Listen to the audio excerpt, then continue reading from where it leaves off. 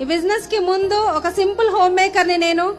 ఒక simple home maker గా ఉండి, అంటే చాలా మంది అంటే లేడీస్ కు ఉంటది కదా, టైలరింగ్ చేస్తూ ఏదో ఒకటి హస్బెండ్ కి సపోర్ట్ చేయాలి, ఫ్యామిలీకి సపోర్ట్ అవ్వాలి అని చెప్పేసి ఉంటారు కదా. నేను కూడా అట్లే స్టార్ట్ చేసిన, టైలరింగ్ చేస్తూ చిట్టీలు రన్ చేస్తూ, తర్వాత ఏంటి అని అంటే డ్వాక్రా గ్రూప్ లో బుక్స్ రాస్తూ ఏదో ఒక రకంగా డబ్బు సంపాదించాలి, శారీస్ బిజినెస్ చేస్తూ అన్ని చేసుకుంటూ వెళ్ళినా నేను అనుకున్నంత అయితే ఇన్కమ్ అయితే రాలేదు.